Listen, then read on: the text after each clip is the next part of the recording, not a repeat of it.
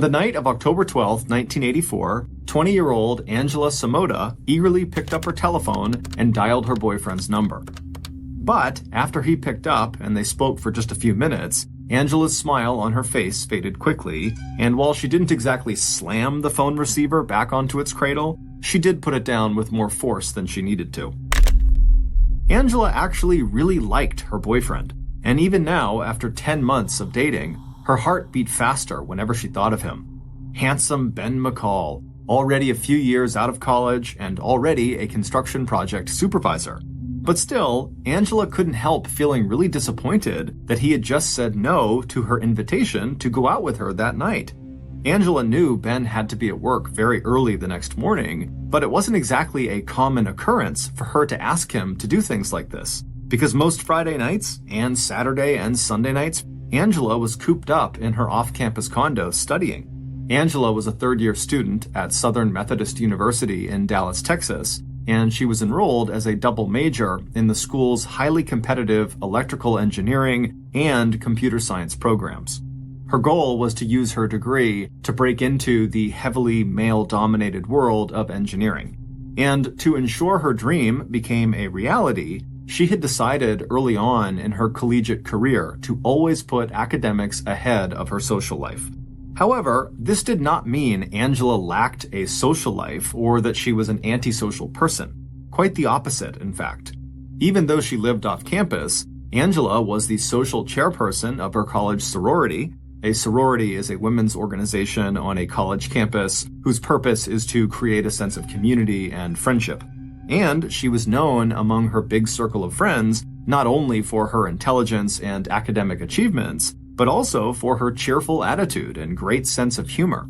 Within her sorority, Angela was also known for always taking the time to regularly check in with her sorority sisters, chatting, asking how things were going, whether there was anything she could do to help people out.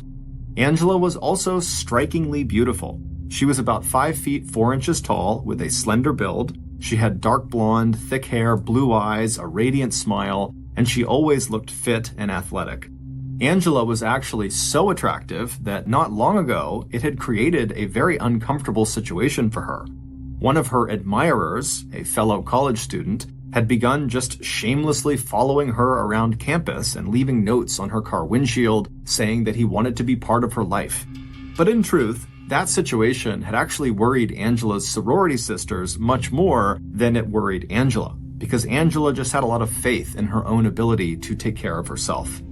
Now, as Angela stood in her kitchen and wrapped her fingers on the counter next to the telephone, she suddenly decided she would just give her boyfriend one more call. Maybe she could change his mind about going out that night. After all, this was not just any Friday night. This was the day before one of the biggest sporting events in Texas. It was the annual rivalry game between the University of Texas and the University of Oklahoma. And it was being played right there in Dallas at the world-famous Cotton Bowl Stadium at the world-famous Texas State Fair. That night in Dallas, thousands of people, college students, alumni, residents, and tourists, would be out in force, enjoying the state fair, packing the local bars and nightclubs and restaurants, and gearing up for the next day's big game. But as Angela went to reach for the phone to call Ben back, she stopped herself and sighed. She knew Ben was not about to change his mind. During their call, Angela had told him that her friend, Anita Kadala, was going to be going out with them that night, meaning Ben knew he could turn down Angela's offer, and Angela would not be left stranded for the night. She would have Anita to still go out with. Also on their call, Angela had even pulled out the big guns and tried to make Ben a little jealous to see if maybe that would convince him to go. She had told him that if he was going to stay in, then maybe she would just give Russell a call to see if he wanted to tag along with her and Anita for the night. Russell was really just a friend, but he was a male friend. However, Ben had not been fazed and had just said, "Okay, sounds good, have fun." After sitting there for a moment, feeling totally annoyed and dejected, Angela suddenly sat up and thought, you know what, I will call Russell and see if he wants to go.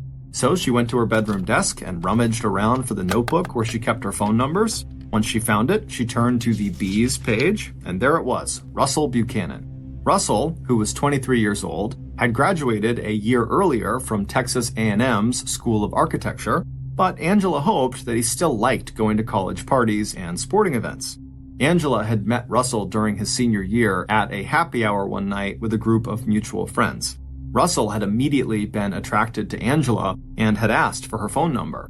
They exchanged information, and a few days later, Russell had called Angela and invited her out to lunch. Angela had said yes, but later wound up canceling on Russell, and so they never actually went out on a date.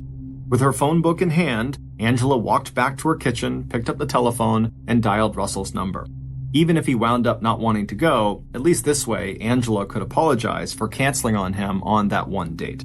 But when Russell picked up, he was all in on the idea of going out with Angela and Anita, and so he agreed to meet the girls later that evening.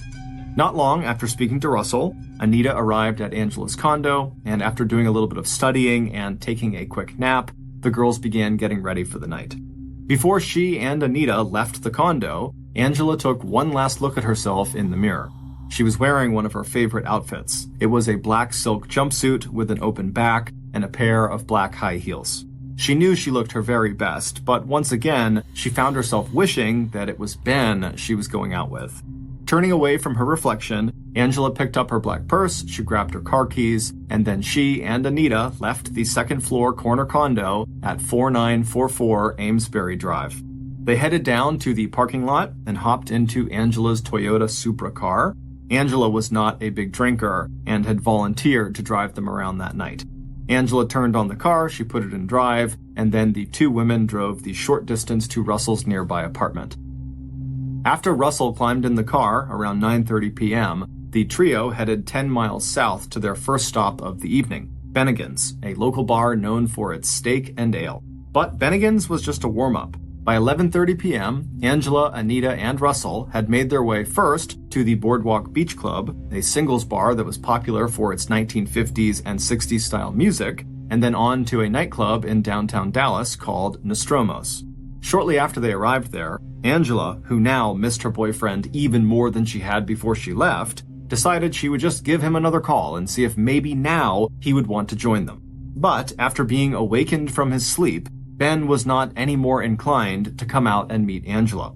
However, since Ben was a member of the club where they were at, Nostromo's, he called the front desk and got Angela and her friends access to their exclusive Rio room, which was the back room of the club. Angela still wished she could just have Ben, but the Rio room was a pretty good consolation prize. And so Angela spent the next hour or so dancing inside of this VIP area with Russell and Anita, and then when she wasn't dancing, she was walking from table to table saying hello to all the folks who were in there. According to Anita, it seemed like Angela knew literally everyone at the club that night. By 12:30 a.m., Angela was feeling tired, so she flagged down Anita and Russell and signaled that she wanted to leave. Angela had plans to get up early the next day and actually leave Dallas before the big crowds descended on the Cotton Bowl Stadium. She wasn't going to stick around for the big Texas versus Oklahoma game.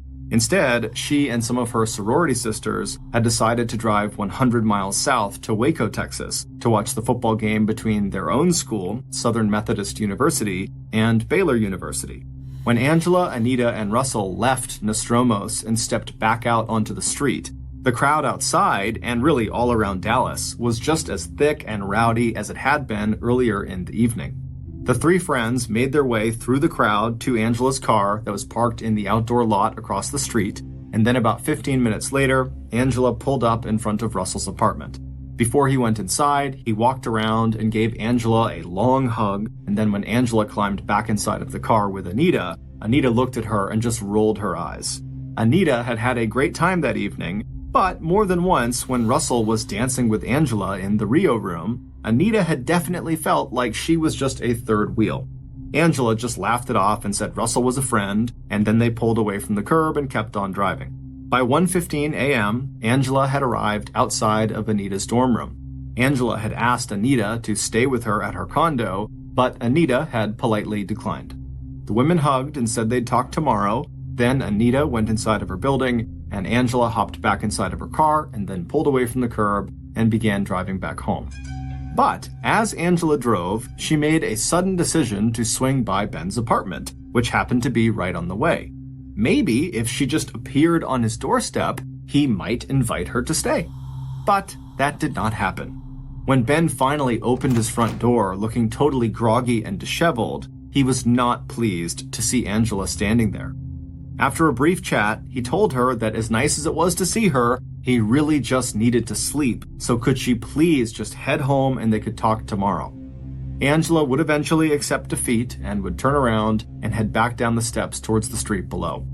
After Ben watched his girlfriend climb back into her car and drive off, he turned around and went back inside and climbed back into his bed.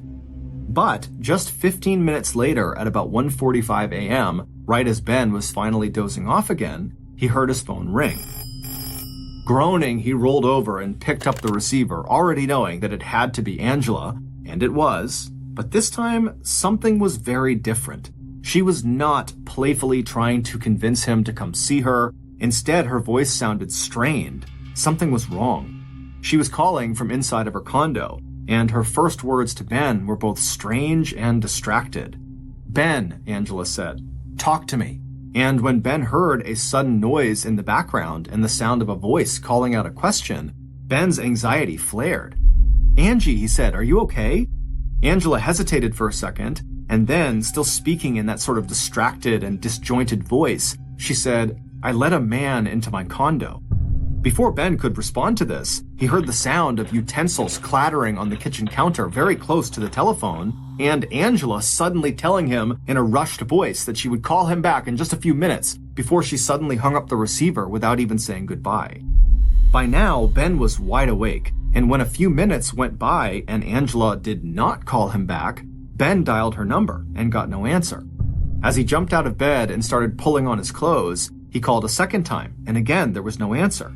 Now, Ben felt a flash of panic, and still pulling on his jacket, he ran outside and he jumped into his truck. Although portable cell phones wouldn't be a thing until the 1990s, as a construction supervisor, Ben's truck was equipped with a satellite phone. And as he made the 8 to 10 minute drive to Angela's condo, Ben used that satellite phone to call Angela's number again and again, but still there was no answer. Once Ben pulled into the parking lot of Angela's condo building, Ben saw Angela's car in its usual space. He parked his truck not far from her vehicle, and then he leapt out of his truck and ran to the stairs to Angela's front door, where he began to press her doorbell while also banging on the door and calling out her name. When no one answered or came to the door, Ben turned and ran back down the stairs and around the building to another flight of stairs that led up to Angela's balcony and where her back door was. When he got up to that door, he began banging on it and calling out Angela's name again. But again, there was no answer. Ben would eventually leave the back door and run back to his truck out front, where he would use his satellite phone to call 911. At 2:17 a.m., the emergency dispatcher who received Ben's 911 call sent a couple of officers out to do a welfare check at 4944 Amesbury Drive. The dispatcher told the police officers that a young man named Ben McCall was worried something bad had happened to his girlfriend, Angela Samoda, who lived at that address. When the two police officers arrived at the scene 23 minutes later, they found Ben sitting quietly on the back steps leading up to Angela's condo. To that point, the two responding officers had spent that whole night and the early morning hours answering lots of complaints of noise and drunkenness and disturbance, as all of Dallas seemed to be out on the streets partying. And so, tired and at the end of their shift, they were confident that this call would be no more serious than all the others they had been to so far. After directing Ben to go get the master key from the on-site building manager, the police officers walked around to the front of the property to knock on the door, and to double-check that the condo really was locked. It was locked, and after they knocked, no one answered, but a few minutes later, Ben arrived with the master key. With Ben waiting outside on the sidewalk, the police officers used the master key to open Angela's front door, and then they stepped inside. And almost immediately, the officers knew that this call was not like the others they'd responded to that night. On the carpeted floor of the living room just ahead of them, they could see there was a single black high-heeled shoe tipped over on its side, and near it was what looked like the track of another spike heel that had been dragged through the soft pile of the rug, like someone was still wearing that second high heel when they were dragged across the living room. After seeing this, both officers reflexively put their shooting hands down on their gun holsters. One of them, a rookie officer named Janice Crowther, who had just joined the Dallas police force 1 year earlier, immediately felt the hairs on the back of her neck stand up when she saw those two shoes.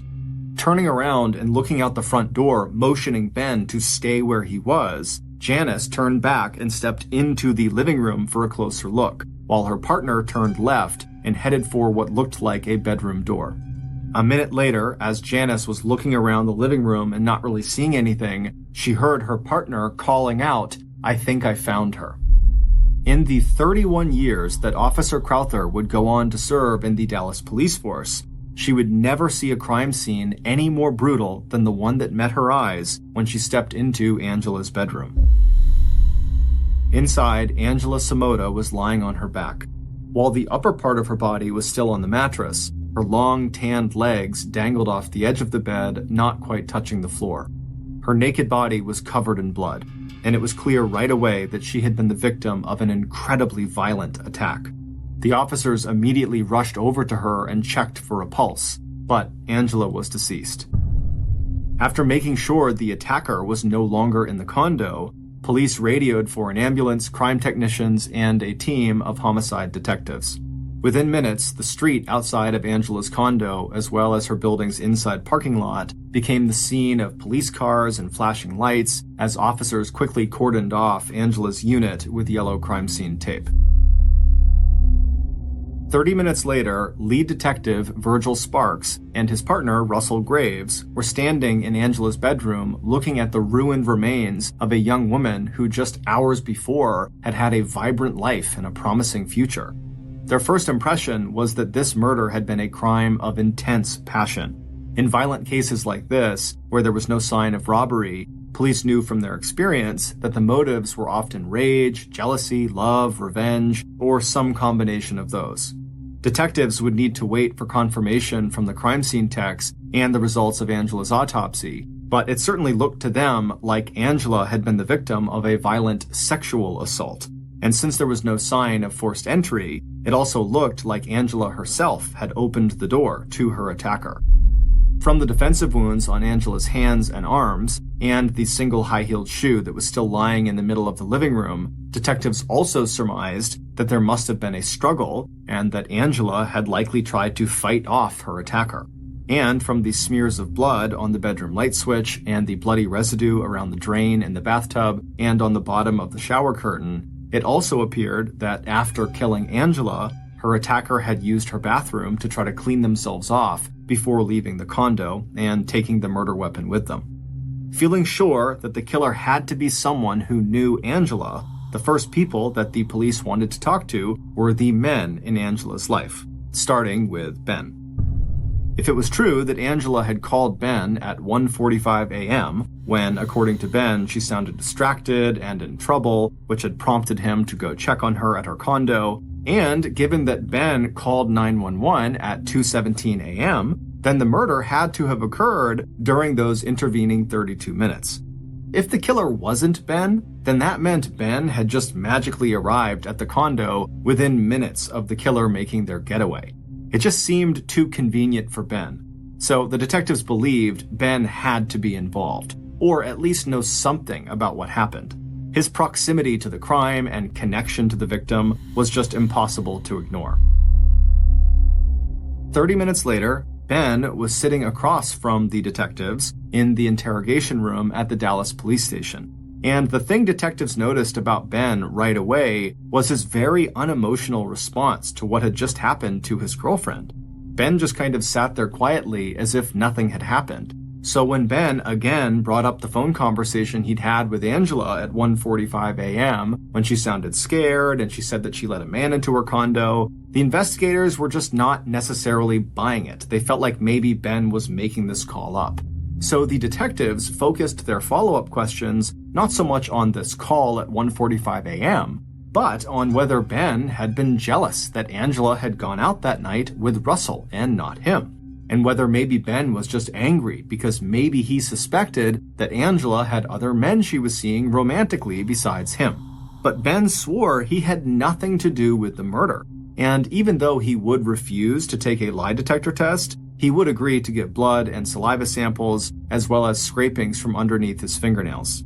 He also agreed to let officers search his truck and condo and access his phone records.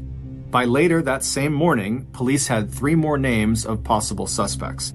Angela's sorority sisters had told them about a former boyfriend named Lance Johnson from Angela's hometown of Amarillo, Texas, who had once threatened Angela with a knife and who still called Angela wanting to get back together. The police also had the name of Joseph Patrick Barlow, the Southern Methodist University student who had been known to follow Angela around campus and leave notes on her car windshield, along with writing love poems to her.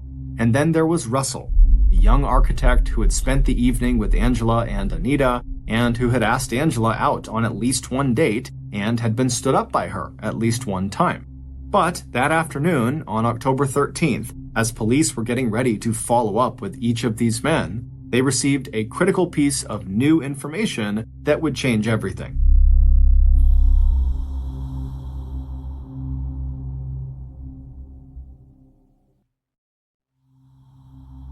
The preliminary results from Angela's autopsy had come back, and she had indeed been sexually assaulted, and her attacker had left behind plenty of bodily fluids, including semen, which meant her attacker was a male.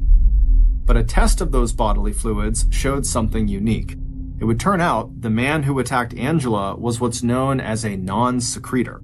A non-secretor is an individual, man or woman, whose blood type antigens do not show up in bodily fluid other than blood.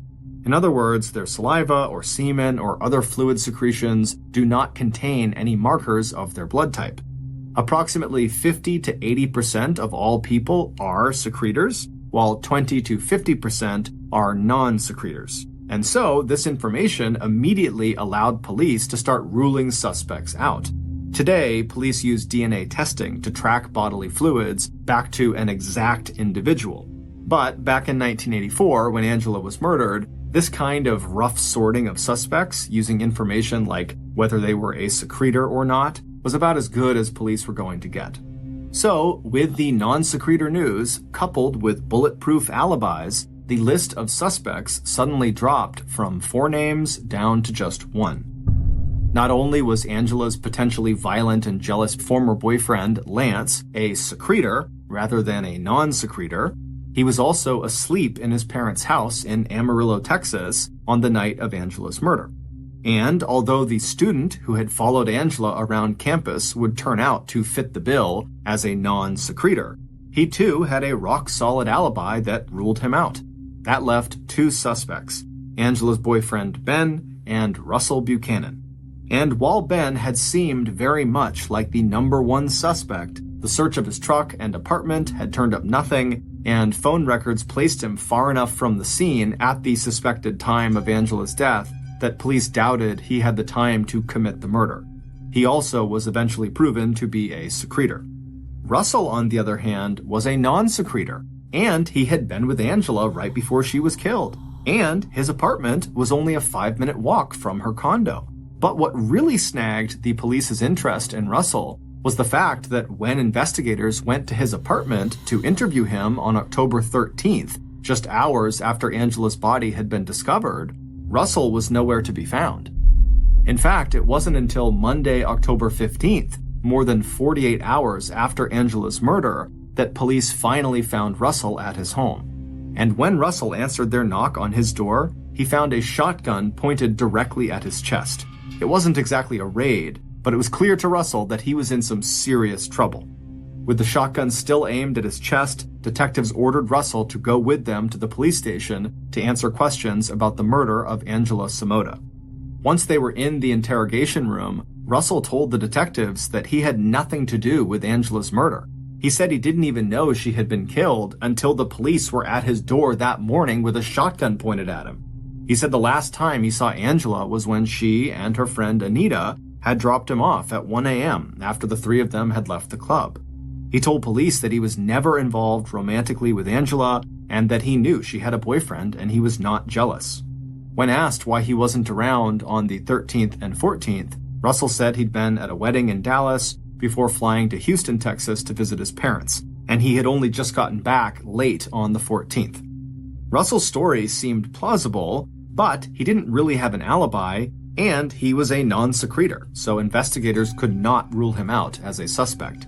However, without any other hard evidence that actually linked Russell to the crime scene or to Angela's death, Detective Sparks and Graves had to let Russell go. Over the next few weeks, 6 investigators, who were all assigned full-time to Angela's case, chased down every lead they possibly could. They interviewed everyone from friends and family to the mechanics who worked on Angela's car to the workers who had installed the carpeting in Angela's condo, but no one had any useful information. Crime Stoppers, a community program that encourages people to provide anonymous tips about crimes, featured Angela's case in a televised program and even offered a reward of $1,000 for any useful information. Also, Angela's own family offered a reward of $10,000 for information that would lead to her killer. But still, nothing came in. And as every lead seemed to go cold, Detective Virgil Sparks couldn't help but keep coming back to one name on his suspect list: Russell Buchanan. Russell had not been ruled out yet, and in Detective Sparks' eyes, Russell just seemed like the guy. And soon, one of Angela's friends, Sheila Gibbons, would become Detective Sparks' unlikely ally in his effort to uncover incriminating evidence against Russell. 22-year-old Sheila Gibbons was especially traumatized by Angela's death.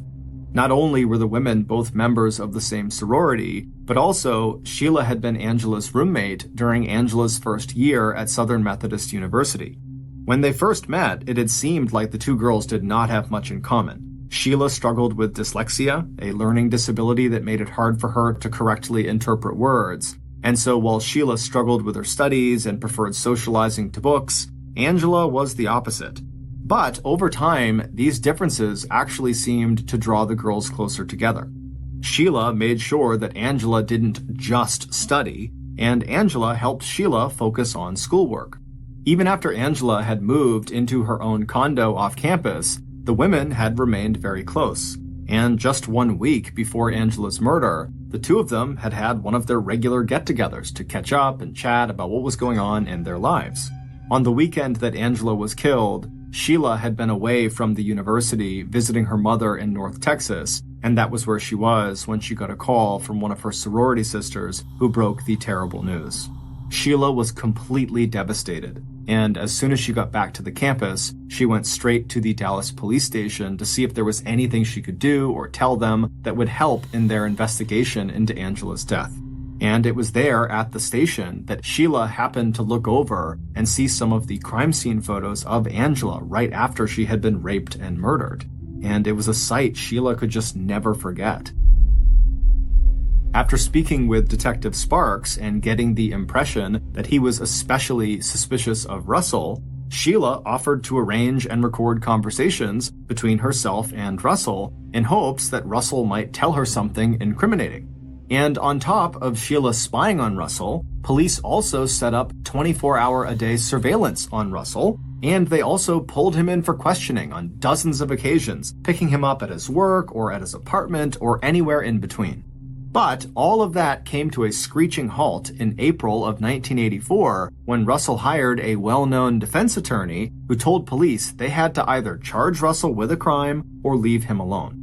And because at that point police still had not unearthed any hard evidence against Russell, they were forced to just leave him alone. And so Russell became yet another dead end. And by the late spring of 1985, the Angela Samota murder investigation had basically gone ice cold. And around the same time that investigators set Angela's files aside and changed the status of her case from active to suspended pending new information, Angela's friend and Detective Sparks' unofficial spy, Sheila, really started to struggle.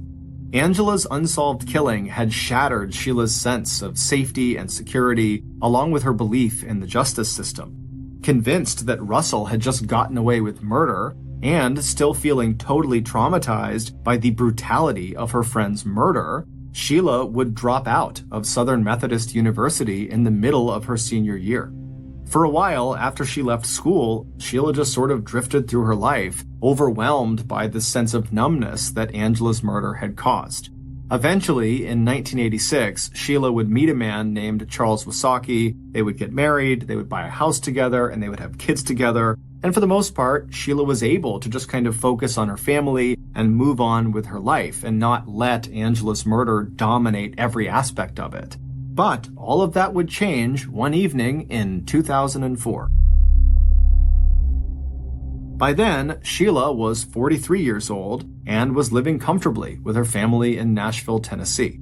And while she did still periodically think about her friend Angela, the thought of what happened to her was still so traumatic that often whenever Sheila thought of Angela, she tried to bury those feelings and not talk about them.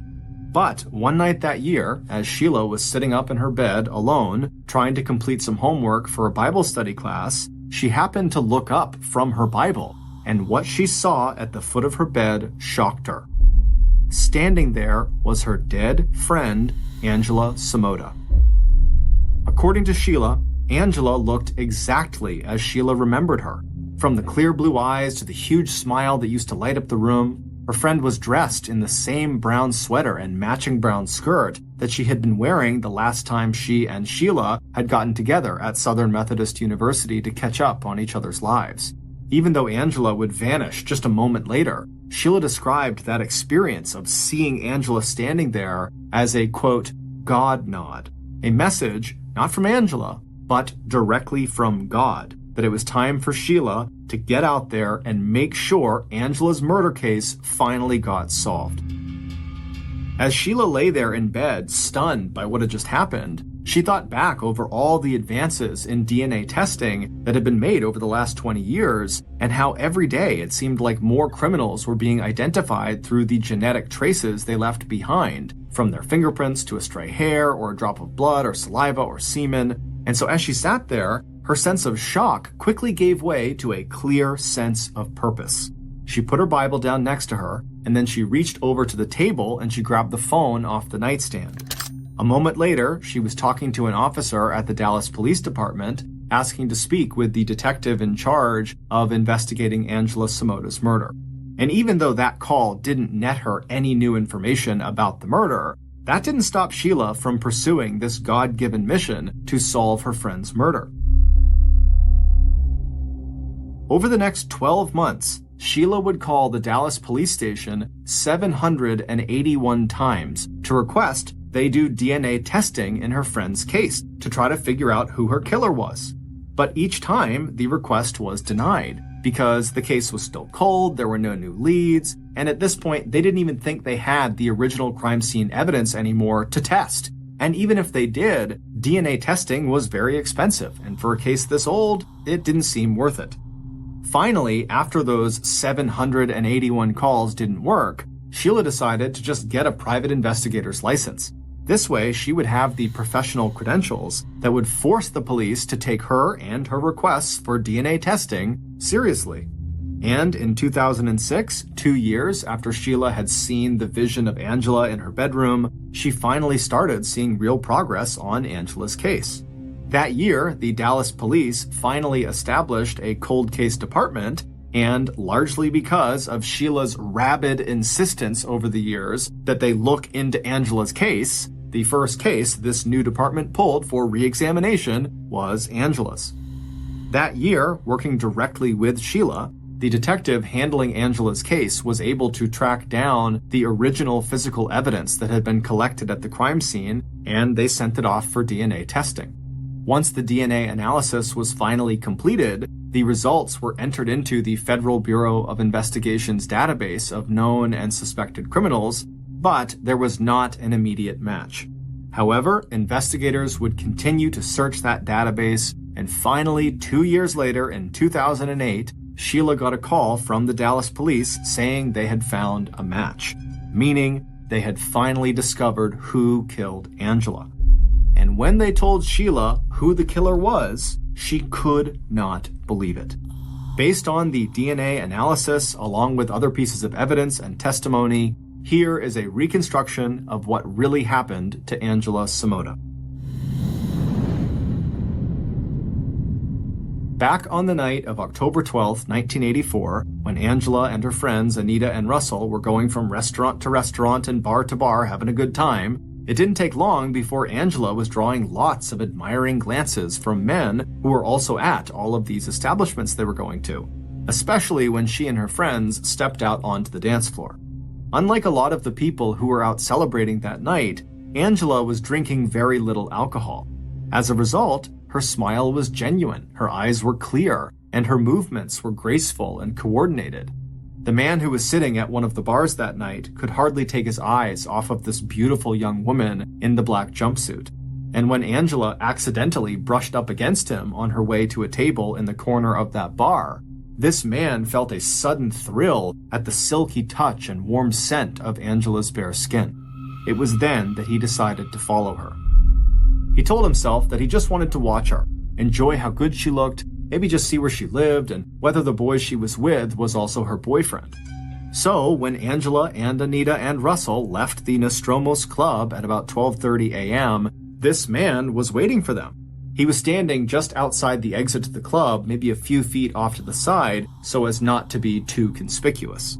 Although this man was over 6 feet tall and weighed nearly 260 pounds, so he was enormous, and so trying to remain anonymous had always been a big challenge for him.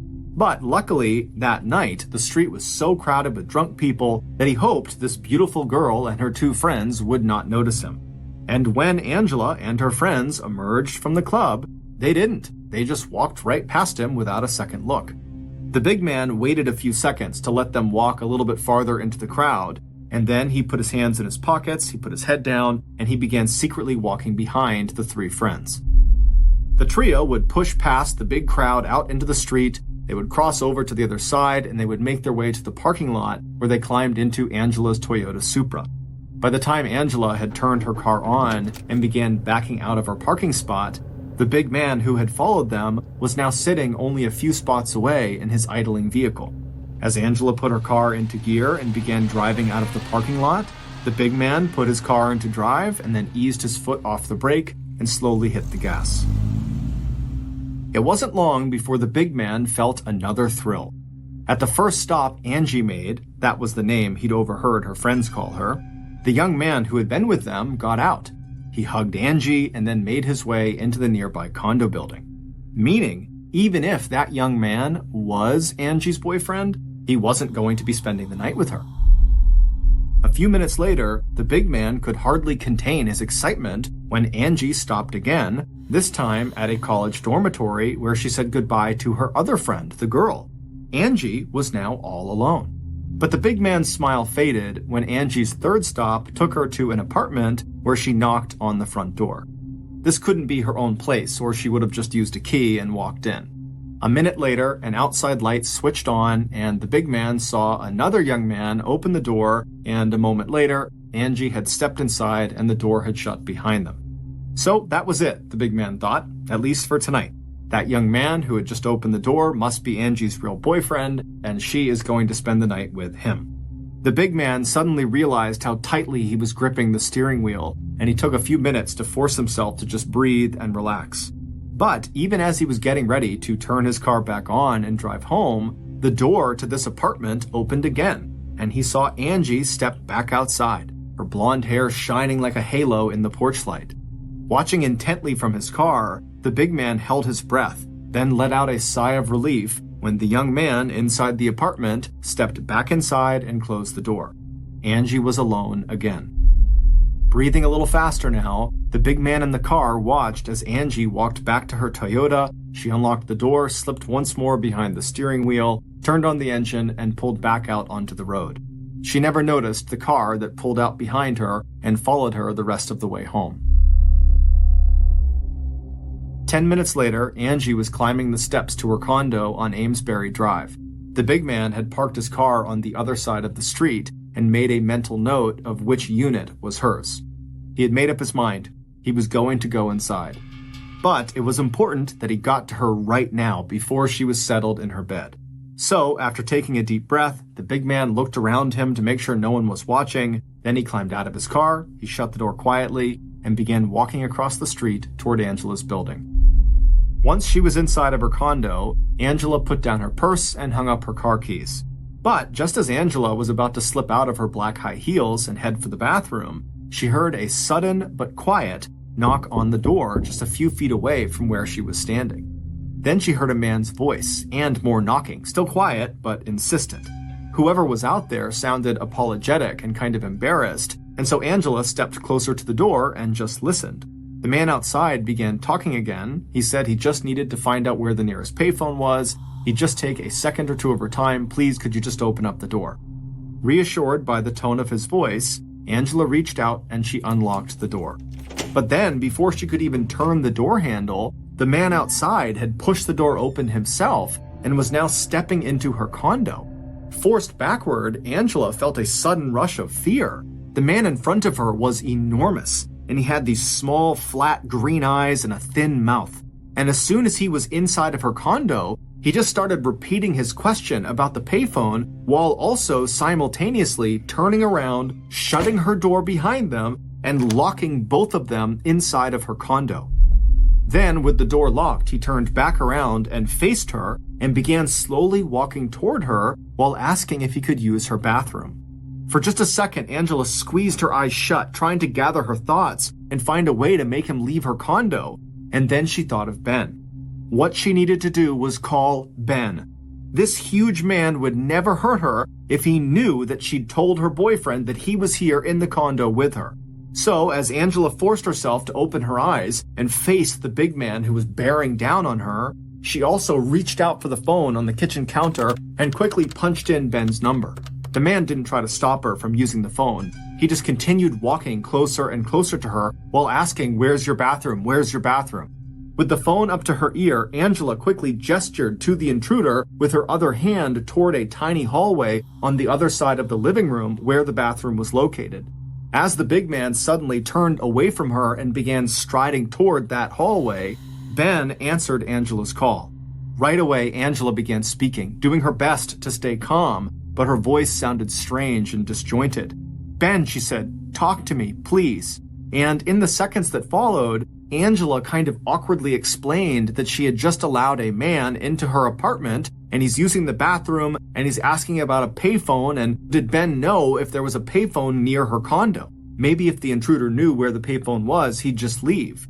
But before Angela could explain anything else, the big man emerged from that hallway near the bathroom and strode right back over to Angela and again began asking her over and over again, "Where's your bathroom? Where's your bathroom?" The big man was now so close to Angela that the only way to put distance between her and him was to hang up the phone and back up. And so Angela quickly told Ben she'd call him back in a few minutes, and then she dropped the receiver onto its cradle. But before Angela could step away, the big man had taken one of the knives out of her butcher block on the kitchen counter, and even as Angela tried to turn and run toward the front door to escape, the big man lunged and he grabbed her with one arm around the waist and began pulling her away from the door. Angela did her best to fight back, but her attacker was way bigger and stronger than she was, and so a moment later she was being forcibly dragged across her living room towards her bedroom. After throwing her onto her bed, the big man climbed on top of her and then pressed down hard with his left hand over her mouth and face to stifle her screams. Then he violently raped her. After he was done, with his hands still pressed down over her mouth, he straddled her torso with one knee on either side of her, making sure she couldn't move. Then, with his free right hand, he reached over and he grabbed the knife he had taken from the kitchen that was sitting on the bedside table. Then, while staring straight down at Angela's wide eyes, the man raised the knife in his right hand over his head, and then he brought it straight down with all of his strength into the center of Angela's chest. Angela tried to buck him off, but seconds later he had pulled the knife out of her and then drove it back down again into a new spot in her chest. And he would do this over and over and over again, 18 total times. The force of these blows were so great that they broke Angela's breastbone, and even though the knife may have been as short as 2 inches long, it would go straight through Angela's heart and then come out of her back. And every time this huge man who was crouched over her like a monster raised the knife again to strike, a spray of blood left a thickening trail on the headboard and wall behind Angela and coated her face and body with droplets. except where the killer's left hand covered her mouth and where his enormous body covered her bruised and naked skin. Janice Crowther, one of the police officers who first discovered Angela's body early in the morning of October 13, 1984, would later testify at the killer's trial that when she first walked into Angela's bedroom, it looked like Angela's heart had been cut out and was laying on top of her chest. It would turn out Angela's killer was a 36-year-old convicted serial rapist named Donald Bess, who had targeted Angela simply because he liked the way it felt when she accidentally bumped into him at the bar. That was all it took. Angela didn't know him, and he didn't know her. Angela was simply in the wrong place at the wrong time. Donald was already an experienced predator when he first came in contact with Angela. He'd gotten out of prison on parole just 6 months earlier in March of 1984 after serving only 6 years of a 25-year-long sentence for rape, kidnapping, and aggravated assault. Although he was living and working in Houston, Donald had made the 240-mile drive north to Dallas several times that summer and fall to visit friends and to meet women at local bars. 9 months after getting away with the rape and murder of Angela Samoda, Donald would go on to rape, but not kill, yet another Texas woman. However, this time he was caught, and in 1985 he was sentenced to 999 years in prison, however, again with the possibility of parole. But in April of 2008, the DNA testing that Sheila had wanted the Dallas police force to do for so many years finally paid off when the DNA at Angela's crime scene matched Donald Bess's DNA. On June 18, 2010, Donald Bess was convicted of capital murder in the rape and stabbing death of Angela Samoda, and he would be sentenced to death. Now 74 years old, Donald is still on death row at Polunsky Prison in Livingston, Texas. While there is no execution date as of now, Donald will never be eligible for parole. As for Sheila, when she finally heard the name of Angela's real killer back in 2008, she was shocked. For more than 20 years, she had completely believed that Angela's killer was Russell Buchanan. In February of 2012, Sheila met with Russell in Dallas to apologize for her attempt back in 1984 to connect him to Angela's murder, and her belief in the years that followed that he was the guilty party. Now a well-known and successful architect in Dallas, Russell was quick to forgive. In the end, Sheila's persistence had not only led to the discovery of Angela's real killer, but it had also finally lifted the cloud of suspicion Russell had been living under for more than 2 decades. Sheila is still a practicing private investigator. Her specialty is cracking cold cases. In November of 2004, 52-year-old Peter Porco and his wife, 54-year-old Joan Porco, were like so many other middle-aged, middle-class Americans. They lived in Del Mar, New York, in a comfortable 2-story home, and they worked for a living. Peter was an appellate court clerk, and Joan was a speech pathologist. They had been married for over 30 years, and they had 2 sons. Christopher was a 21-year-old student at the University of Rochester, and his brother, Jonathan, was a 23-year-old naval officer stationed at a submarine base in Groton, Connecticut. On Monday, November 15th, 2004, Peter woke up to start his typical Monday morning work routine. He got up, he got out of bed, he went into the bathroom, he relieved himself, he looked in the mirror, he shaved, he got dressed in his work clothes, he went downstairs, he put on a pot of coffee. While the coffee was brewing, he unloaded the dishwasher and then put the dirty dishes into the dishwasher and started it. He wanted to get his newspaper, so he went outside, he got his newspaper, but he realized he locked himself out of the front door. So he got the spare key out from underneath the mat, opened the front door, went inside, he sat down, had some coffee, read the newspaper. After a few minutes, he put his coffee cup in the sink, he packed himself a lunch in his lunchbox, and then he headed for the door to head for work.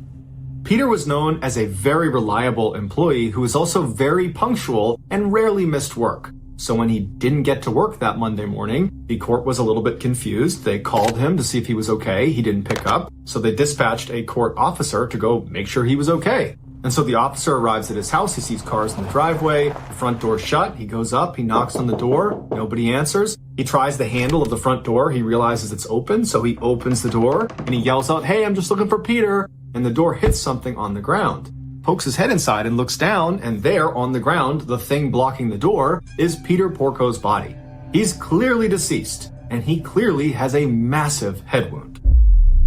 The court officer steps outside immediately, calls 911, local police show up, they go inside, and sure enough, Peter is dead. They go upstairs and they find his wife, Joan, in bed, also with a massive head wound, but she was still alive. Joan was rushed to a hospital where she underwent emergency surgery and then was put into a medically induced coma. Meanwhile, the police began their investigation into who could have done this. They quickly discovered that the home's alarm system had been smashed and a phone line, because there still was landlines at the time, had been cut from the outside, and a screen in one of the windows had been slashed that looked like the way someone climbed into the house. However, nothing appeared to have been stolen because police almost immediately found Peter's wallet with money inside of it still sitting in the house, as well as very expensive jewelry that belonged to Joan still sitting in the house. As they continued to search the house, they discovered a fireman's axe that belonged to the Porcos hidden inside of one of the bedroom closets, and it was very clear this was the murder weapon. The Porco sons had been away during this attack. John was on his submarine in Connecticut, and Chris was at the University of Rochester, and in fact, Chris found out about the attack on his parents when he saw a news report. Because this story of this innocent, typical-seeming American couple in a quiet suburb getting struck down by some axe-wielding maniac had gone totally viral, and it was all over the news. And so Chris called the police to get more information about his parents' death. Here's the recording. Hi, my name is Chris Porco. I was just called by the Times-Union saying that my parents were found dead this afternoon. I was wondering if you had any information for me. Hey, Chris, whereabouts are you? I'm at school in Rochester, New York. Okay, you're in Rochester? Yes. Okay, and you're hearing from the Times-Union? Yeah, they said my parents were found, I guess, I don't know, they didn't say how or anything. So you will be here probably, you're going to go right to Albany Med? I don't know, I don't even know where my mom is, but... Yeah, she is at Albany Med. Okay, do you know her condition?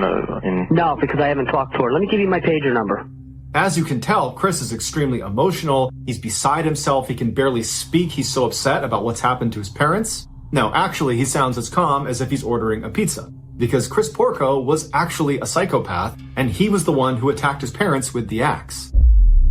As it turns out, Chris was failing at school and taking out huge loans in his father's name by forging his signature. And his father found out about it. So Mr. and Mrs. Porco write their son a strongly worded email where they tell him this behavior has to stop, and they're very disappointed in him, but they love him and they will help him get back on his feet. Chris responded by driving home in the middle of the night, sneaking into his house and attacking his parents with an axe. While this case is already disturbing and horrific and tragic, it's what happens to Chris's father after the attack that makes it one of the most brutal cases of all time.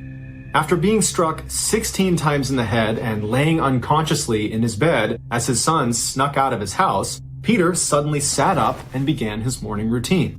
He got dressed, he went to the bathroom, he shaved, he went downstairs, he made coffee, he did his chores, he went outside to get the newspaper, he got locked out, he got the key from under the mat, went back inside, he packed his own lunch. When he was finally ready to go, he headed for the door and then he collapsed and he died. Due to the severity of Peter's head wound, his brain was basically broken and it was unable to recognize he had been gravely injured. So in his final moments, he believed it was just a typical Monday morning going about his work routine, when in reality, he had a gaping head wound and he was basically dead after the 16th blow to his head. One of the more surprising and heart-wrenching details of this case is that Joan Porco, she did survive the attack. And after she came out of that medically induced coma, she said she forgot all the details of the attack, even though when she was discovered in her bed, she did indicate that Chris, her son, was the attacker. Nonetheless, she got together $250,000 to post Chris's bail, and she allowed him to come stay with her during his trial. And the two attended the trial together, walking into the courthouse hand in hand. Chris was very quickly found guilty of killing his father and attempting to kill his mother, and he was sentenced to 50 years to life in prison. Despite the verdict, Joan Porco still speaks to Christopher over the phone and frequently visits him in prison. It's unclear if she still believes he is innocent.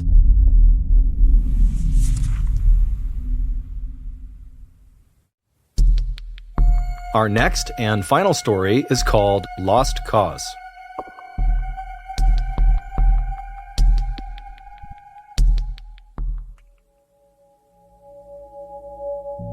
On the advice of his longtime therapist, a 70-year-old man named Art began writing about what happened to him and his family 30 years earlier in 1989.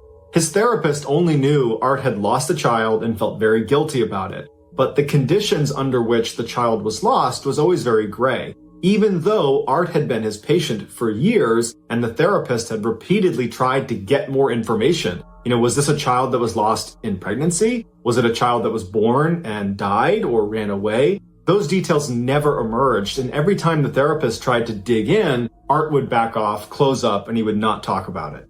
And so finally, his therapist said, Art, you just need to find a way to talk about this stuff. If you're not going to talk about it with me, then perhaps you should write it all down in a private journal. It'll be a very cathartic experience, and it might help you get over that guilt you're feeling. So Art reluctantly agrees. He goes home, he gets out a piece of paper, and he begins writing all the details of everything that happened leading up to that day in 1989 and what actually happened on that day in 1989. And when he was done and he had a chance to look at what he had written, he didn't feel better. He felt worse. He felt more guilty. But that's because Art had a secret that the therapist didn't know about. And now that it was out on paper, Art suddenly felt like, you know what, before I die, I have to tell the world what me and my wife did. So in 2019, he took all of those notes that he had written down about what had happened, and he posted it to Reddit. This is his confession story. Art's son was very, very troubled. Art would say, if you've seen the movie, We Need to Talk About Kevin, where a couple's son turns out to be a total psychopath, Art says that's a pretty good representation of what home life was like with our son. From the day Art's son was born in 1971, it was like something was off about him. Art and his wife Lisa had planned this pregnancy, and they were ecstatic when their baby boy was welcomed to the world, and they showered him with affection and love and did everything they possibly could to give him a warm, loving environment. But no matter what they did, it just seemed like he was always miserable. Their son cried constantly for the first 13 months of his life. Now, Art and Lisa understood that when you bring a baby home, there's a good chance they're going to cry. But his crying was so constant, and he could not be calmed down, that they grew concerned that this was more than just a colicky baby, that there could be some underlying issue. And so they brought their son to doctors and specialists, and they tried every treatment under the sun. They changed his diet, they changed his room, they sang him songs, they changed everything they could, but it never stopped. And so 13 months of grinding, grating, no sleep hell. Finally, in the 14th month of his life, he seemed to get over the incessant crying stage, and Art and Lisa were so relieved. It seemed like finally they could just be loving parents and not be so frustrated with their child all the time. But it seemed like now that he wasn't crying, he still was just totally unhappy. His body language and everything about him said, I'm not happy, always. Art said that he never saw his son ever have a genuine, joyous smile. The only time he saw something resembling a smile was when his son would grin after causing someone pain or breaking a rule or in some way being bad. And then once his son started walking, all he wanted to do was just destroy everything in front of him. But again, Art and Lisa, they realized that this is all pretty typical child behavior, albeit maybe on the more extreme end of bad behavior, but it's still in the realm of normal child. And they're thinking that they are the reason this is happening. And so they're not blaming their son at this point. They're still doing everything they can to take care of him and love him to the best of their ability. When their son was about 2 years old, he learned how to take off his diaper, and he began sneaking around the house and emptying the contents of his diaper into corners of the house, underneath carpets, grinding it into the carpet, smearing it on the walls. But again, Art and Lisa are looking inward and saying, our child is only 2 years old. It can't be his fault he's acting this way. It's our fault for not finding a way to correct this behavior. But Art and Lisa started to drift away from that opinion when their son got a little bit older, got potty trained, and wasn't using diapers anymore, and still was going around the house and squatting down and going to the bathroom all over the house, making a mess at every possible chance he could. And not just when he was 4, 5, 6 years old. All the way up until he was 15 years old, he was doing this. And he stopped doing it in random corners, and he began only going into his parents' bedroom every chance he got, opening up the sheets, going inside, going to the bathroom, shutting it back up, and leaving. It got to the point where Art and Lisa literally could not stop their son from doing this. He was absolutely determined to do this. So anytime they were away, he would even sneak in the windows to do this. I mean, he was totally hell-bent on going to the bathroom in their bed. And so they had to start putting locks on the windows and the doors of their bedroom.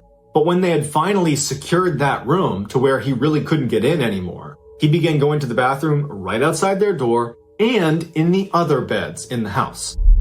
And so they began investing in locks on all of the doors. They even replaced the doors themselves because they were too flimsy, and they thought there's a good chance he might kick these doors in to try to get them open.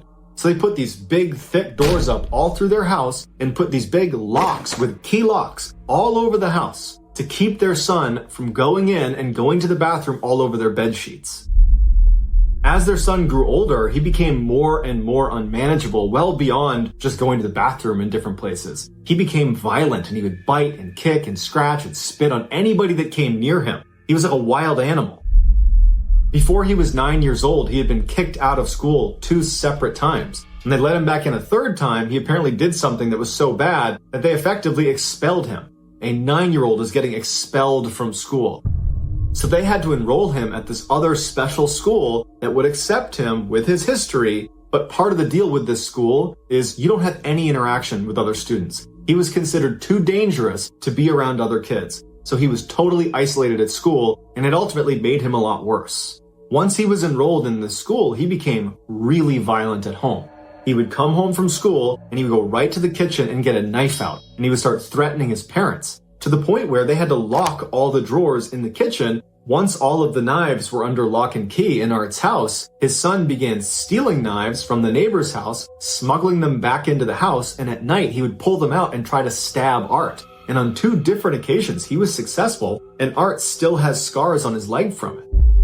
And Art's son was not just attacking his parents, he was also turning on local animals that were helpless. He blinded one of the local dogs that was running around the area by just stabbing it in the eye one day. He went after one of the stray cats and he lit its tail on fire. And honestly, Art doesn't even know the other damages he had done to other animals or even other people.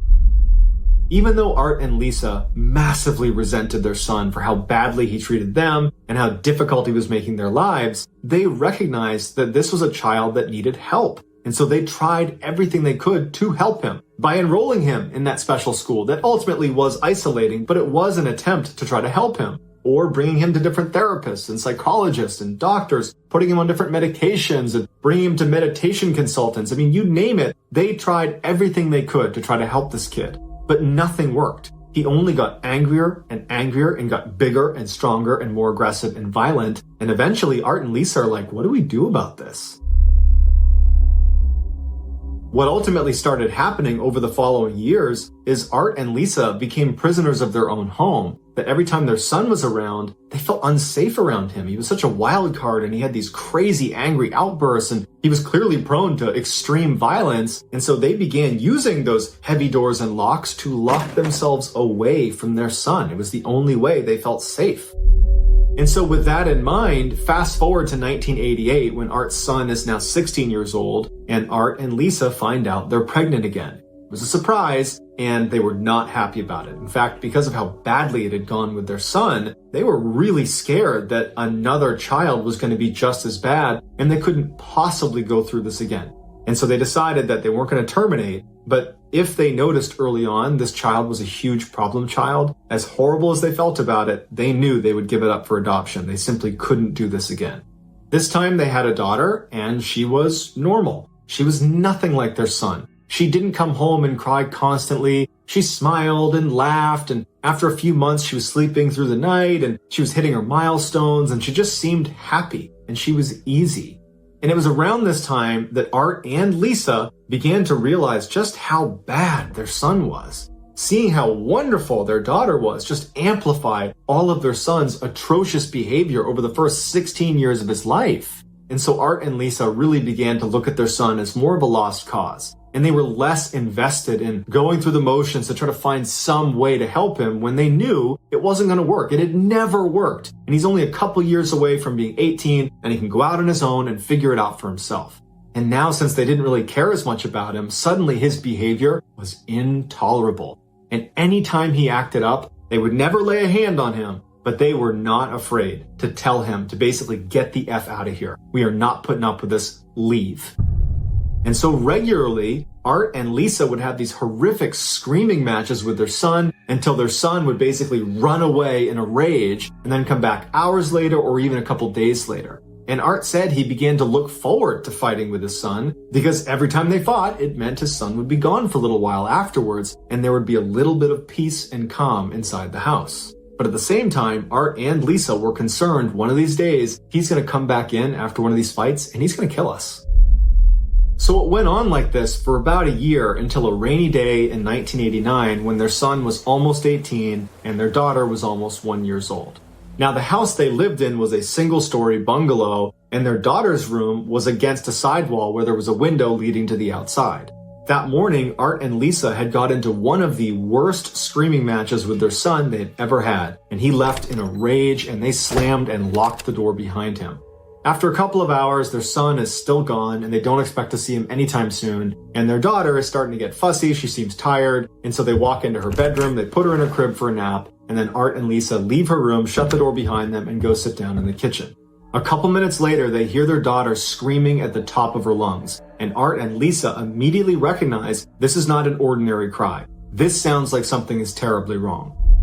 They get up and sprint down the hall to her room, and they try the door handle, but it's locked. They run back out to the kitchen, they get the keys, they go back, they're fumbling with the keys, they finally open it up, and there in the back of the room, standing next to the crib, is their son. And he's holding a knife, and he's poking it into her face.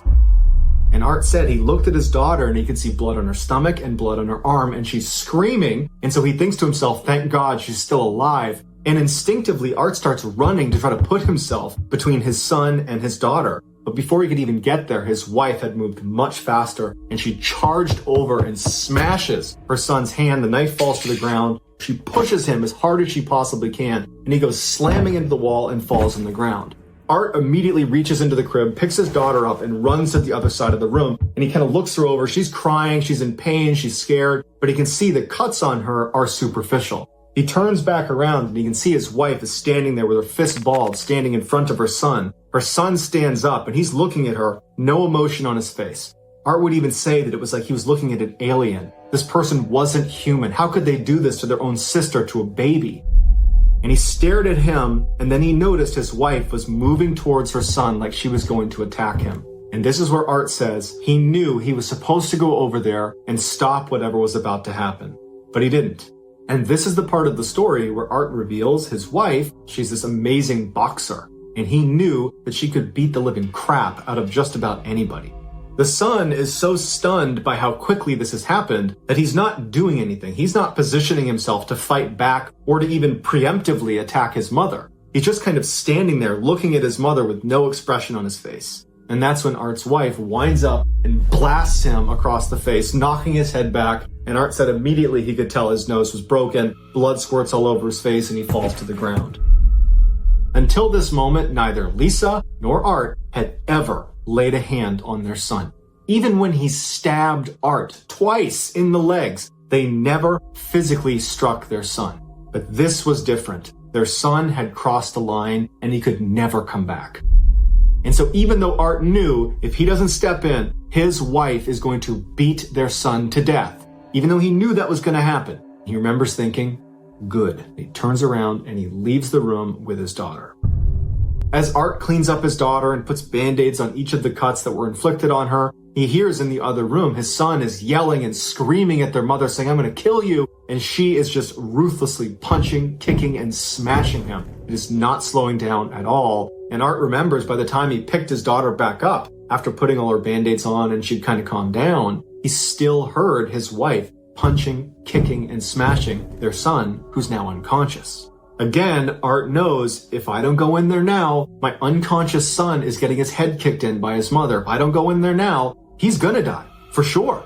But Art wants that to happen, so he doesn't go in there. Instead, he just rocks his daughter until she falls asleep. And by the time she's snoring in his arms, his wife is still punching, kicking, and smashing their son, who hasn't made a sound in a long time. Art just sits down at the kitchen table, hoists his daughter onto his shoulder, and just listens for his wife to finish what she's doing. And finally it does go quiet in there, and his wife emerges from the room, and she's covered in blood, her hands are swollen and red, and her chest is heaving like she's been running a race. She comes into the kitchen and sits down at the table next to Art and looks at him, and he looks back at her and he just says, "Is he dead?" And she says, "I hope so." And he just goes, "Yeah, me too." Art and Lisa sat at the kitchen table for a long time. There was no sound coming from the room where their son was. And eventually Lisa starts crying and goes and takes a shower. At which point Art stands up and he goes into the bedroom where his son was. And this is when he can tell his son is actually still alive. He walks in and he can see his son still breathing, but he's covered in blood. He's got vomit on him. He's clearly wet his pants. His teeth have been knocked out. His whole face is bloodied and bruised and swollen. And he goes up to him and he thinks there's no way he's going to live through this. But Art has kind of an internal crisis because he wants him to die. He doesn't want him to live. And so that decision of should I call an ambulance or should I call police was a really difficult one to make because really neither served the purpose that he or his wife wanted. And so as he's standing there wondering what to do, he hears his wife come out of the shower. And so he leaves the room and he confers with his wife and they decide, we're not going to call the police. We're not going to call an ambulance. We're going to do nothing. And so right then and there, they walked around their house, they gathered up a couple things, and they headed downstairs into the basement where they had an in-law suite, which basically was a little apartment that they didn't really use, but it had everything they needed. And they moved down there, and they locked the one door that led down there, and they locked the side door as well. They figured if he lived, there would be enough food to get him through a few weeks upstairs. There's water up there, bedrooms, bathrooms. He had all of that. And at some point, he would run out of food, and he would have to leave. Or he would die upstairs, and in a couple weeks, they would go up and they would deal with it. Over the next week, they began to hear movement upstairs, which signaled to them he was alive, but he wasn't moving around much. It was just enough to know somebody was up there. They figured that, okay, he's probably laying down most of the time recovering. And so Art began going back to work. He would go out the side door, and every time he went outside and he was on the driveway, he was expecting his son to come out and attack him, but he never did. And his wife, Lisa, she stayed with their daughter 24/7, stayed in the house, and at no point did the son ever try to come downstairs and try to attack her or them at any point, probably because he was afraid of his mother. About 3 weeks after the attack, they were in bed in the basement and they heard him going absolutely ballistic upstairs, screaming, punching walls, breaking things, and they decided, you know what, whatever he does up there, it's not worth going up there and confronting him. Let him do whatever he wants. And then the next day, it was totally quiet. And for the next couple of days, Art and Lisa would listen really intently to see if they could hear him moving around upstairs, but they couldn't. And so finally, Art and Lisa decide to go up into the main floor and see if he's up there. When they open the door, they find their entire upstairs has been absolutely wrecked. Every piece of furniture is ruined, every window's broken, there's glass all over the place, there's brown smears all over the walls, but their son isn't there. And so they figured that night when they heard him going crazy upstairs, he already knew he was going to leave. He just wanted to ruin their house before he did. Even though their son was gone, they had no idea if he was going to come back or not. And so for days and weeks and months, they lived in fear that their son was just going to show up one day and kill them. But he never did. And then 3 years after the incident, they moved and they weren't in contact with their son. They hadn't seen him. And so he had no idea where they were going and they have no way to contact him. So that was it. They just restarted somewhere else. Fast forward to 2019 when Art is making this Reddit post and he says, I haven't seen my son since 1989 and I don't want to see him again. And Art goes on to say that while he hopes his son was able to overcome his demons and live a normal life, he said if he wasn't able to do that, if he was out there still causing pain and misery to other people, Art says he hopes that whoever was on the receiving end of that finished the job and killed him. Thank you for listening to MrBallen Podcast. If you got something out of this episode and you haven't done this already, please deliver a strange, dark, or mysterious story